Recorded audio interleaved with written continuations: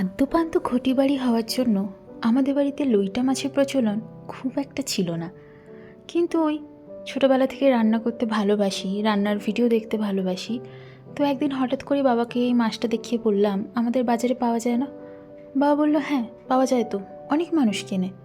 আমাদের বাড়িতে হয় না তাই আনি না, তুই যদি বলিস তাহলে আনবো। মা বলল যে আমি কিন্তু ছোবো না, কারণ এই গন্ধ বড্ড আমার নাকে লাগে, আমি বাবু পারবো না। বললাম ঠিক আছে, আনো না অল্প করে, একবার চেষ্টা করেই দেখি। কারণ নতুন কোনো রান্না জেনে সেই রান্না মানুষকে খাওয়ানোর যে আনন্দ, সেই আনন্দ আর কোথাও নেই আমার কাছে। তো যথারীতি ইউটিউব থেকে রেসিপিটা জেনে একটু আমার মতো করে বানালাম। একটু অনেকটা তেল দিয়ে ঝাল মশলা সব কিছু দিয়ে তৈরি করলাম লইটা মাছের ঝুড়ি। অদ্ভুতভাবে সবার এতটাই ভালো লাগলো যে এখন আমার ভাইয়ের কাছে ইলিশ মাছ প্রিয় না, কিন্তু লইটা মাছের ঝুড়ি খুব প্রিয়।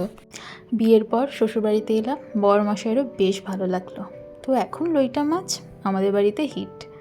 আমি একটু অন্যরকমভাবেই বানাই। মাছটা আগে লেবু দিয়ে কিছু সেকেন্ডের জন্য ভাপিয়ে নিই, মোটা কাঁটাটা আগেই বের করে নিই, পরে ওই গরম কড়া থেকে বের করতে আমার অসুবিধা হয়। তো এই ছিল লইটা মাছের ঝুড়ি নিয়ে গল্প। দেখা হচ্ছে আবার পরে অন্য একটা ভিডিওতে। আজ তাহলে আসি, টাটা।